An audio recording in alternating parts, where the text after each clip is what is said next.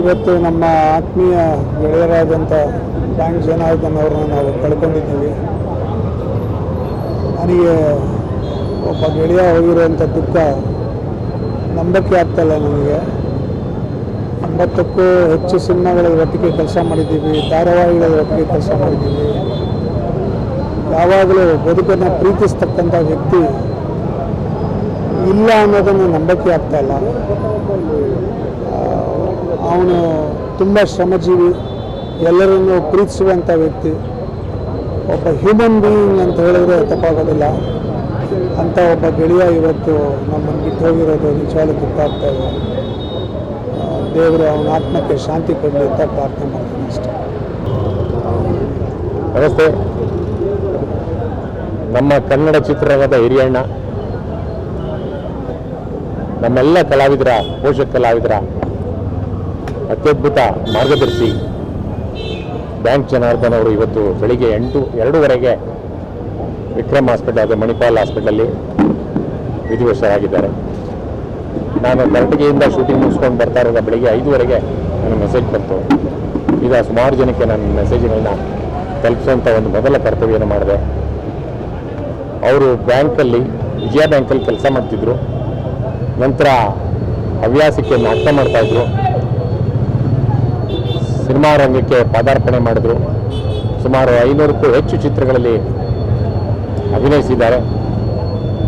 ಸುಮಾರು ಸಾವಿರಾರು ವೃತ್ತಿರಂಗಭೂಮಿ ನಾಟಕಗಳಲ್ಲಿ ಪಾತ್ರ ಮಾಡಿದ್ದಾರೆ. ಜೊತೆಗೆ ಕಂಪ್ನಿನೂ ಕೂಡ ಕಟ್ಟಿ ಕಂಪ್ನಿನೂ ಕೂಡ ನಡೆಸಿದ್ರು. ಸ್ವಲ್ಪ ದಿನ ಲಾಸ್ ಆದರು. ನಂತರ ಚುನಾವಣೆಗೆ ನಿಂತ್ಕೋಬೇಕು ಅಂತ ಓಡಾಡಿದರು, ಅದೇ ಆಯಿತು. ನಂತರ ಪೋಷಕ ಕಲಾವಿದರ ಸಂಘ ಅಂತ ಒಂದು ಸ್ಥಾಪನೆ ಮಾಡಿ ಪೋಷಕ ಕಲಾವಿದರಿಗೆ ಏನಾದರೂ ಒಂದು ಗುರುತರವಾದಂಥ ನೆರವನ್ನು ಮಾಡಬೇಕು, ಅವರಿಗೆ ಆಧಾರ ಸ್ತಂಭವಾಗಿ ನಿಂತ್ಕೋಬೇಕು ಸಂಘ ಅಂತ ಅವರು ಸ್ಥಾಪಕ ಅಧ್ಯಕ್ಷರಾಗಿ ಸಾಕಷ್ಟು ವರ್ಷಗಳ ಕಾಲ ಕೆಲಸ ಮಾಡಿದ್ರು. ಅದು ಕೂಡ ಸಾಕಷ್ಟು ಬೆಳೀತು. ಸುಮಾರು ಕಲಾವಿದರುಗಳಿಗೆ ಸಹಾಯ ಆಗಿದೆ. ಜೊತೆಗೆ ಒಕ್ಕೂಟದ ಜೊತೆಗೆ ಚಲನಚಿತ್ರ ತಂತ್ರಜ್ಞರು ಮತ್ತು ಕಾರ್ಮಿಕರ ಒಕ್ಕೂಟದ ಜೊತೆಗೆ ಹೊಂದಾಣಿಕೆಯನ್ನು ಮಾಡಿಕೊಂಡು ಆರೋಗ್ಯದ ಕಾರ್ಡ್ಗಳನ್ನು ಕೂಡ ಮಾಡಿಸ್ಕೊಂಡು ಸುಮಾರು ಜನ ಕಲಾವಿದರಿಗೆ ಸಹಾಯ ಆಗಿದೆ.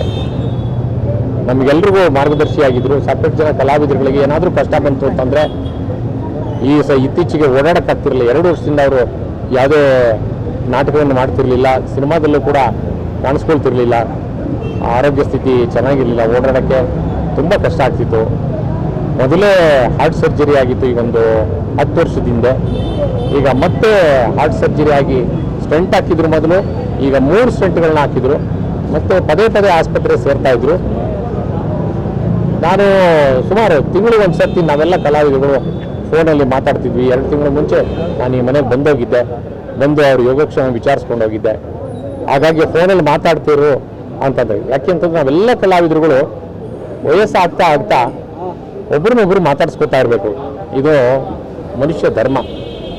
ಯಾಕೆ ಅಂತಂದರೆ ಒಬ್ರಿಗೊಬ್ರಿಗೆ ಒಂದು ಧೈರ್ಯ ಹೇಳೋವಂಥದ್ದು, ಚೈತನ್ಯ ಇದೆ, ನಿನಗೆ ಆಯಸ್ಸಿದೆ, ಆರೋಗ್ಯವಾಗಿರು ಅಂತ ಅನ್ನೋದು.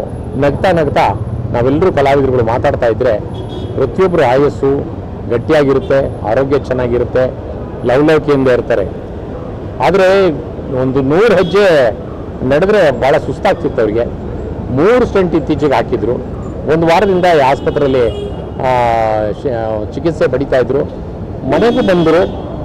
ಅವ್ರ ಮಗ ಹೇಳಿದಂತೆ ಪರವಾಗಿಲ್ಲ, ಚೇತರಿಸ್ಕೊಂಡ್ರು. ಪ್ರತಿ ಸರಿ ಆಸ್ಪತ್ರೆಗೆ ಹೋಗಿ ಬಂದಂಗೆ ಚೇತರಿಸ್ಕೊತಾರಲ್ಲ, ಅದೇ ಥರ ಚೇತರಿಸ್ಕೊಟ್ರು ಅಂತಿದ್ರು. ಇದಕ್ಕಿದ್ದಂಗೆ ಉಸಿರಾಟದ ತೊಂದರೆ ಆಗಿ ಮತ್ತೆ ಆಸ್ಪತ್ರೆಗೆ ಅಡ್ಮಿಟ್ ಆಗಿ ಅವರು ಉಳಿಸ್ಕೊಳ್ಳೋಕ್ಕಾಗಲಿಲ್ಲ, ವಿಧಿವಶರಾಗಿದ್ದಾರೆ. ನಮಗೆ ಕನ್ನಡ ಚಿತ್ರರಂಗದಲ್ಲಿ ಸಾಕಷ್ಟು ಚಿತ್ರಗಳಲ್ಲಿ ಅದ್ಭುತವಾದಂಥ ನಟನೆಯ ಮೂಲಕ ಜನರನ್ನ ಮನರಂಜಿಸಿದ್ದಾರೆ. ಭಾಳ ಅದ್ಭುತವಾದಂಥ ನಟ, ಹಾಸ್ಯ ನಟ ನಾವು ಕಳ್ಕೊಂಡಿದ್ವಿ. ಪರಿಪೂರ್ಣವಾದ ನಟ. ಯಾರೇನೇ ಹೇಳಲಿ, ಏನೇ ಆಗಿರಲಿ, ಆರ್ಥಿಕವಾಗಿ ಭಾಳ ದೊಡ್ಡ ಮಟ್ಟಕ್ಕೇನು ಬೆಳೀಲಿಲ್ಲ. ನಿಮ್ಗೆ ಗೊತ್ತಿದೆ ನೋಡಿ, ಕನ್ನಡ ಚಿತ್ರರಂಗದಲ್ಲಿ ಪೋಷಕ ಕಲಾವಿದರುಗಳಲ್ಲಿ ಸಾಕಷ್ಟು ಜನ ಯಾವುದೋ ಒಂದು ಸಣ್ಣ ಪ್ರಮಾಣದ ಮೊತ್ತವನ್ನು ತೆಗೆದುಕೊಂಡು ತಮ್ಮ ಜೀವನವನ್ನು ನಡೆಸ್ತಾ ಇರ್ತಾರೆ. ಅದೇ ದಾರಿನಲ್ಲಿ ಅವರು ಹೋಗ್ತಾ ಇದ್ರು. ದೊಡ್ಡ ಮಟ್ಟದಲ್ಲಿ ಬೆಳೆಯೋಕ್ಕಾಗಲಿಲ್ಲ. ಅದರಿಂದ ಅವರ ಆತ್ಮಕ್ಕೆ ಶಾಂತಿ ಸಿಗಲಿ. ಎಲ್ಲ ಕಲಾವಿದರು ತಮ್ಮ ಆರೋಗ್ಯವನ್ನು ಕಾಪಾಡಿಕೊಳ್ಳಿ, ಲವಲವಿಕೆಯಿಂದಿರಿ, ತಮಗೆ ಎಷ್ಟು ಸಾಧ್ಯನೋ ಅಷ್ಟು ಮಾತ್ರ ಕೆಲಸ ಮಾಡಿ. ಅತಿಯಾದ ಹೊರೆಯನ್ನು ತಲೆ ಮೇಲೆ ಹಾಕ್ಕೊಂಡು ಒತ್ತಡವನ್ನು ತಂದುಕೊಂಡು ಆಸ್ಪತ್ರೆಗೆ ಸೇರಿ ತುಂಬ ಕಷ್ಟದ ಪರಿಸ್ಥಿತಿಗೆ ತಂದ್ಕೋಬೇಡಿ ಅಂತ ಅಂದ್ಬಿಟ್ಟು ನಾನು ಒಂದು ಕಿವಿ ಮಾತು ಹೇಳೋದಕ್ಕೆ ಇಚ್ಛೆ ಪಡ್ತೀನಿ. ನನ್ನನ್ನು ಸೇರಿಸ್ಕೊಂಡು ಇತ್ತೀಚೆಗೆ ನಮಗೂ ಕೂಡ ದೂರದ ಊರುಗಳಿಗೆ, ಉತ್ತರ ಕರ್ನಾಟಕ ದೂರದ ಊರಿಗೆ ಯಾವುದೇ ಕಾರ್ಯಕ್ರಮ ಒಪ್ಕೋಬೇಡಿ ಅಂತ ಅಂತಾರೆ. ಏನು ಮಾಡೋದು, ನಾವು ದಿನಬೆಳಗಾದರೆ ನಮ್ಮನ್ನು ಯಾರಾದರೂ ಕರೀತಾರ ಅಂತ ಅಂದ್ಬಿಟ್ಟು ನಾವು ಎದುರು ನೋಡ್ತಾ ಇರ್ತೀವಿ. ಕೆಲಸ ಎಲ್ಲಿ ಎದುರು ನೋಡ್ತಾ ಕೆಲಸ ಬರಲಿ ಅಂತ ಅಂದ್ಬಿಟ್ಟು ಅಕಸ್ಮಾತ್ ಕೆಲಸ ಬಂದರೆ ದೂರದ ಉತ್ತರ ಕನ್ನಡ 500 ಕಿಲೋಮೀಟರ್ ಆಗಲಿ ನಾವು ಹೋಗ್ತೀವಿ. ಆದರೆ ನಮ್ಮ ದೇಹ ಸ್ಥಿತಿನ ನಾವು ಕೂಡ ಗಮನದಲ್ಲಿಟ್ಟುಕೊಂಡು ಕೆಲಸ ಮಾಡಬೇಕು. ಹಾಗಾಗಿ ಎಲ್ಲ ಕಲಾವಿದರಿಗೂ ಒಳ್ಳೆಯದಾಗಲಿ, ಬ್ಯಾಂಕ್ ಜನಾರ್ದನವರ ಆತ್ಮಕ್ಕೆ ಶಾಂತಿ ಸಿಗಲಿ ಅಂತ ಎಲ್ಲರ ಪರವಾಗಿ ನಾನು ಭಗವಂತನಲ್ಲಿ ಪ್ರಾರ್ಥನೆ ಮಾಡ್ತೀನಿ.